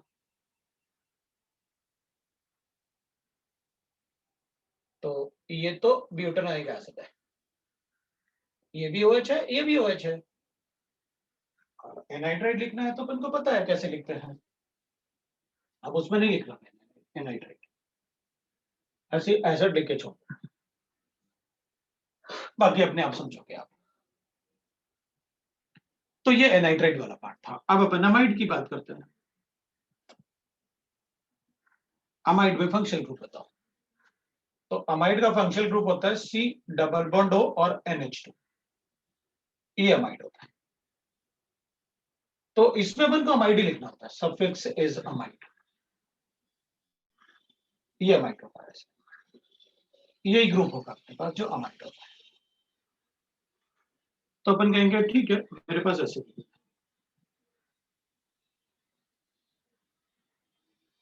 तो अपन कहेंगे दो कार्बन एटम, फंक्शनल ग्रुप में कार्बन एटम है तो वन तो इसी से शुरू होगा। दो कार्बन एटम वाला अमाइड मतलब इथेनमाइड,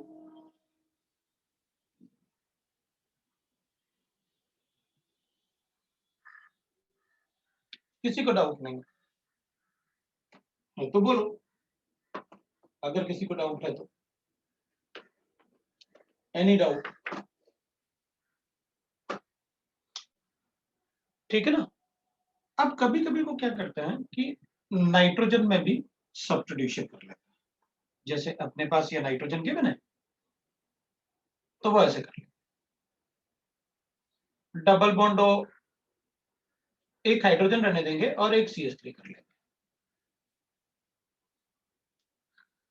तो फिर अपन कहेंगे ये तो मुझे पता है कि इथेनमाइड है, लेकिन इसका क्या करें, इसको मिथाइल लिखें क्या लिखें? तो अपन ने कहा था देखो, अगर कोई कार्बोनाइल ग्रुप से ऐसा एटम अटैच्ड है ऑक्सीजन या नाइट्रोजन, उसको अपन हेटेरो एटम बोलते हैं। तो अगर इससे नाइट्रोजन अटैच्ड है तो पहले उसको नेम किया जाता है जो ऑक्सीजन या नाइट्रोजन से अटैच्ड है। अभी अभी अपन ने पढ़ा है इसे, अगर कार्बोनाइल ग्रुप से कोई हेटेरो एटम अटैच्ड है तो पहले उस पार्ट को नेम करो जो इससे अटैच्ड है, उसके बाद इस पार्ट को नेम करना। इसमें भी ऐसे ही करना है। तो अपन क्या करेंगे, इसमें लिखेंगे नाइट्रोजन से जो अटैच्ड है पहले उसको नेम करना होगा, और इनको अपन कहते हैं सब्स्टिट्यूटेड अमाइड। मतलब अमाइड में नाइट्रोजन पे अगर कोई सब्स्टिट्यूशन है तो उसको कहते हैं अपन सब्स्टिट्यूटेड अमाइड्स। तो अगर सब्स्टिट्यूटेड अमाइड्स है तो मिथाइल ग्रुप अटैच्ड है, तो अपन क्या लिखे हैं, मिथाइल लिखते हैं पहले, और फिर क्या लिखे हैं, इथेनमाइड लिखो, जैसे यहां पर था इथेनमाइड था ये वाला पार्ट। तो अब अगर नाइट्रोजन पे कोई एल्काइल ग्रुप है तो अपन लिखना पड़ेगा, लेकिन अपन ने ना ऑक्सीजन में जब एस्टर था तब भी मिथाइल लिखा था, तो यहां पर अपन क्या करते हैं, मिथाइल के साथ अगर वो नाइट्रोजन से अटैच्ड है तो अपन इसको ऐसे लिखते हैं, भाई एन पे मिथाइल ग्रुप प्रेजेंट है, अमाइड के एन पे मिथाइल ग्रुप प्रेजेंट है, तो अपन उसको एन मिथाइल लिख लेते हैं, एन मिथाइल मिथाइल।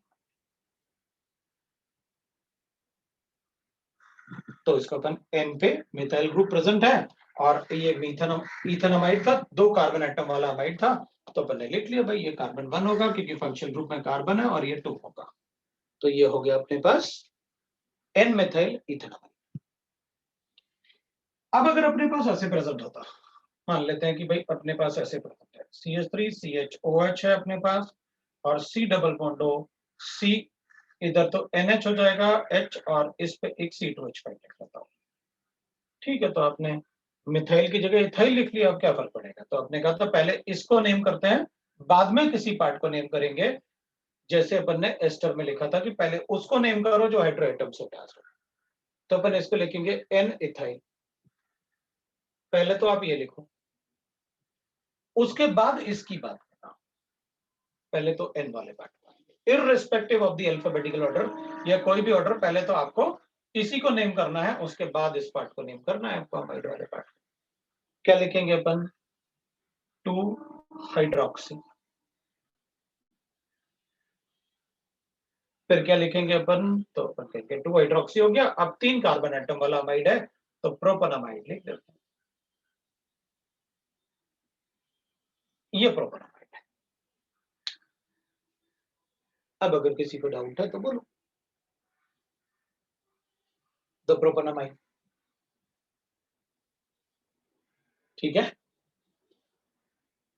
राइट। तो अपन ऐसे बता सकते हैं। सबको समझ में आया? तो फिर आगे अपन अमाइड में बस ऐसे ही पढ़ने लिखने होते हैं अपन को। अगर आप बोलो तो एक दो एग्जांपल और ऐसे लिख लेते हैं अपन। जैसे मान लो अपने पास ऐसे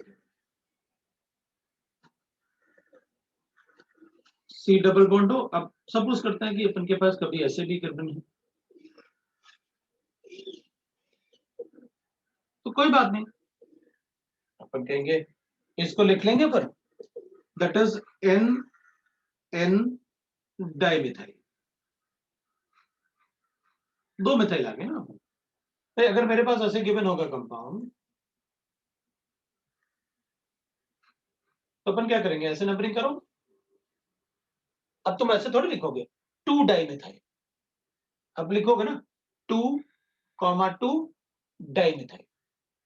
मतलब अगर किसी एटम पे एक से ज्यादा सब्स्टिट्यूएंट है तो आपको नंबर भी 2 बार लिखते हो और सब्स्टिट्यूएंट को भी डाई में लिखते हो। मतलब 2 डाइमिथाइल। मैंने भी यहां लिखा एन, ये डाइमिथाइल है ना, तो एन क्योंकि नाइट्रोजन से अटैच है तो मुझे लिखा एन एन डाइमिथाइल, तो नंबरिंग वही हो गया, एन हो गया। तो फिर लिखेंगे एन एन डाइमिथाइल और फिर क्या हो गया? कितने कार्बन एटम है? 2, इथेनॉमाइड। लो भाई लिख दिया, ये अमाइड हो गया अपने,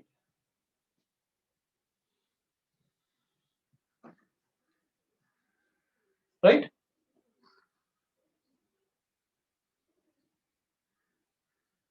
तो अपन बाकी आप देखो कैसे आपको लिखना है। कुछ कंपाउंड में आपको लिख देता हूं, आप उन कंपाउंड को बता देना मुझे। आप आयुर्वेदिक नेमिंग ऑफ फंक्शनल ग्रुप अपन उससे भी पढ़ सकते हैं शीट से। अब अपन चेक कर लेते हैं Ayurvedic naming in the cyclic rings. तो मैं थोड़ा सा साइक्लिक रिंग्स की बात कर लेता हूं।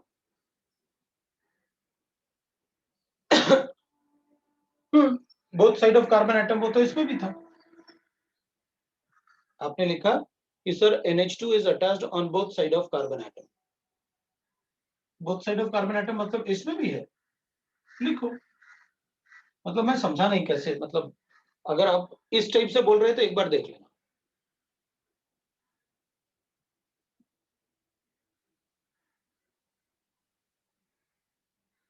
मतलब यहां पर CH2 लिख लें और फिर NH2 लिखें, या आप इधर की बात कर रहे हो तो कुछ करना है। C1 पे NH2 लिख दें, हाँ तो लिख देते हैं, हमें क्या फर्क पड़ेगा। ये लो,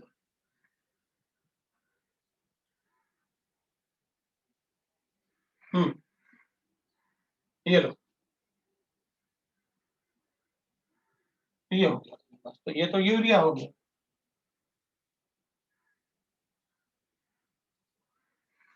राइट। अब क्या करोगे? किसी एक को अमाइड करोगे और एक को सब्स्टिट्यूट करोगे। तो ये वाले पे अगर कुछ है, कुछ तो इसमें तो कुछ है ही नहीं, तो इसी को कर लेते हैं अपन ऐसे। भाई इसमें अपन क्या करेंगे? 1 अमाइनो मीथेनामाइड।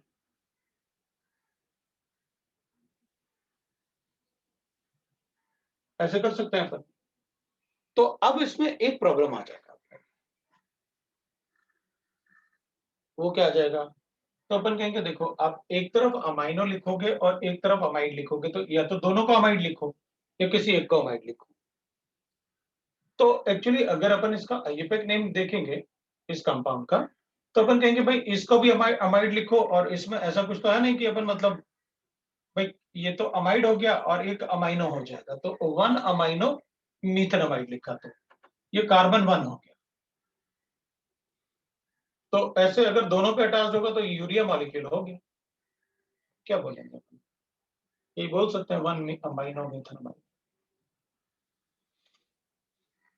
है ना। अब डाइमीथेनामाइड थोड़ी बोल देंगे अपन, वरना 2 कार्बन लेके आने पड़ेंगे। तो बस यही बोल पाएंगे अपन, अमाइनो मीथेनामाइड। हाँ, बाकी आप ऐसे बोल सकते थे, फिनाइल ग्रुप है जैसे अपने पास, ऐसे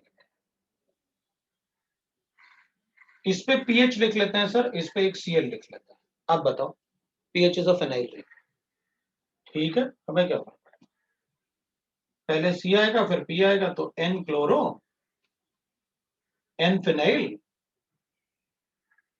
इथेनॉमाइड। फंक्शनल ग्रुप में कार्बन है, ऐसे नंबरिंग करूंगा, तो ये इथेनॉमाइड हो जाएगा, ये हो गया। इस टाइप से लिखो,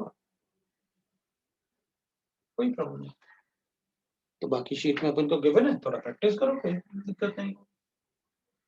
तो ये आपके मतलब फंक्शनल ग्रुप से रिलेटेड थे।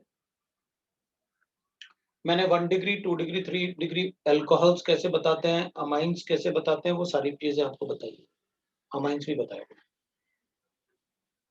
अब अपन साइक्लिक रिंग की बात करते हैं, सैचुरेटेड मतलब ऐसे ना, नॉन एरोमेटिक साइक्लिक रिंग्स। सो साइक्लिक रिंग्स की बात करते हैं, सैचुरेटेड भी होते हैं, अनसैचुरेटेड भी होते हैं। तो सैचुरेटेड की भी बात करेंगे पर अनसैचुरेटेड की भी बात करेंगे, दोनों ही टाइप की बात। तो बाकी और मतलब शीट में अपने काफी अच्छे अच्छे क्वेश्चंस गिवन हैं, लेकिन अपन को एक बात पता है कि भाई कितने भी अच्छे क्वेश्चंस गिवन हो, कंसेप्ट हमने सारे सीखे हुए, राइट।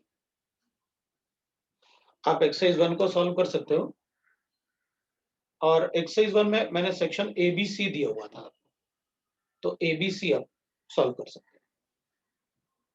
साइक्लिक रिंग्स में अपन को पता, ये अपन को ऐसे नहीं पढ़ना कि भाई साइक्लोप्रोपेन हो गया,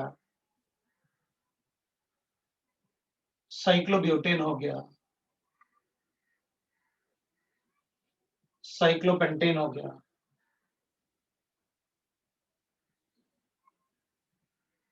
साइक्लोहेक्सेन हो गया, like that we can write that, मतलब 6 कार्बन एटम मतलब साइक्लोहेक्सेन। अगर कोई दूसरा एटम आता है तो, इन कार्बन के अलावा कोई दूसरा एटम आता है तो अपन उसको हेट्रोसाइक्लिक रिंग बोलते हैं।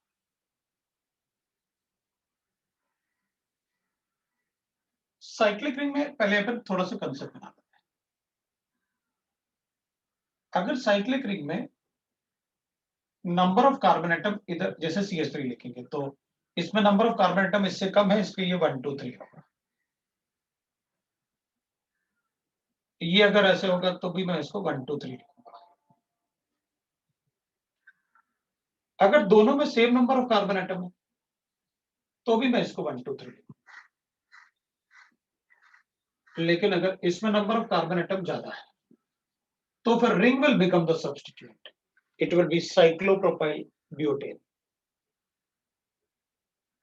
नंबरिंग भी करेंगे अपन, 1 cyclopropyl butane, because it can be like this also, 2 cyclopropyl butane,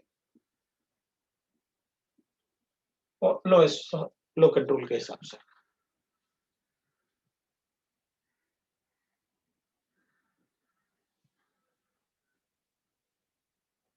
अगर मुझे ऐसे गिवन है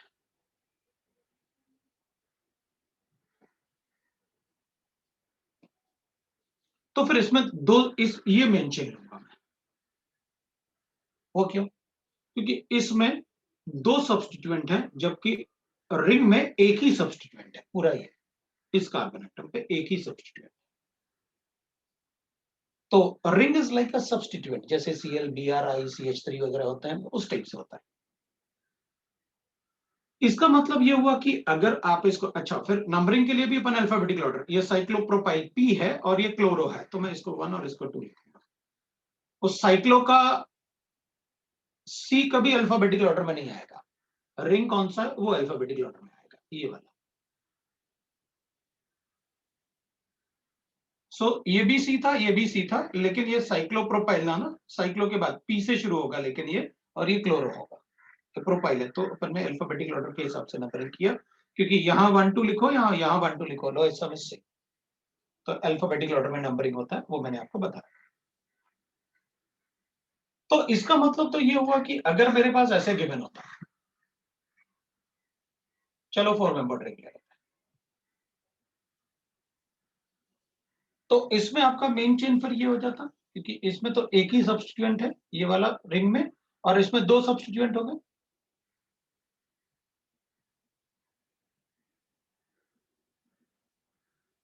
इसमें 2 सब्स्टिट्यूएंट हो गए, बिल्कुल होगा। तो फिर अगर मैं ऐसे लिखूंगा तो मान लो 4 मेंबर रिंग, और अगर मैंने ऐसे लिखा तो फिर अपन कहेंगे देखो, रिंग में भी एक ही सब्स्टिट्यूएंट है ये, और चेन में भी एक ही सब्स्टिट्यूएंट है रिंग, तो फिर ऑब्वियसली बात है, ring will be the main chain. ये तो आपने बता दिया था कंसेप्ट कि अगर दोनों सेम है तो ring will be the main, अगर दोनों में कार्बन एटम सेम है तो ring will be the main chain. लेकिन अगर इसमें कोई सब्स्टिट्यूएंट आ गया, आपने तो सिर्फ सीएल लिखा था, अगर इसमें कोई सब्स्टिट्यूएंट आ गया, अब डबल बॉन्ड तो फंक्शनल ग्रुप होता है, मैं तो सब्स्टिट्यूएंट की बात कर रहा था, जैसे आपने यहाँ एक भी सीएल आया था तो 1 हो गया था, इसको मैं लिखता साइक्लोब्यूटाइल, बी से शुरू होगा ना, 1 cyclobutyl 1 chloro methane will be the IUPAC name of this. Cyclobutyl 1 chloro methane will be the IUPAC name.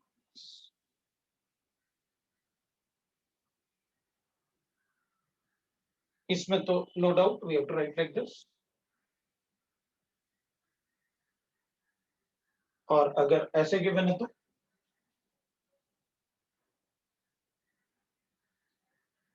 Obviously बात है, फिर तो रिंग ही मेन चेन होगा।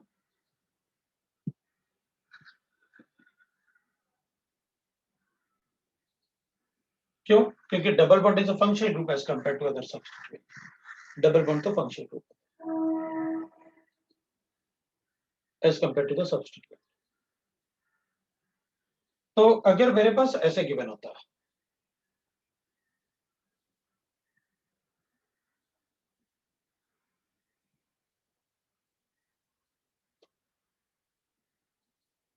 ऑब्वियसली बात है, डबल बॉन्ड तो फंक्शनल ग्रुप है, तो इसको 1 लिखता, क्योंकि इसमें डबल बॉन्ड भी अटैच्ड है और इससे ये भी सब्स्टिट्यूएंट भी अटैच्ड है, इससे सिर्फ डबल बॉन्ड अटैच्ड होता, तो यहां से नंबरिंग क्लोज सम आता। अगर मेरे पास ऐसे गिवन है,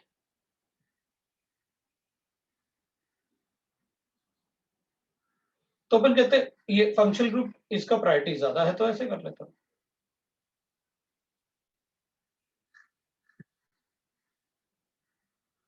तो साइक्लिक रिंग में इस टाइप से हमें रिंग को चूज करना है, या मतलब अपन को चेन को चूज करना है।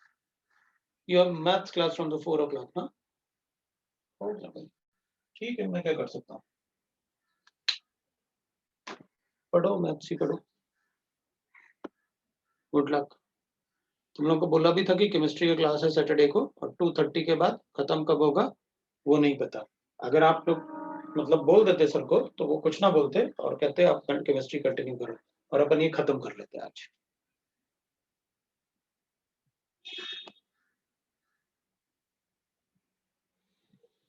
ठीक है, तुम्हारी मर्जी, मतलब तुम लोग सिलेबस कंप्लीट भी नहीं करना दोगे, कभी किसी की क्लास होगी, कभी किसी का कुछ होगा, ठीक है।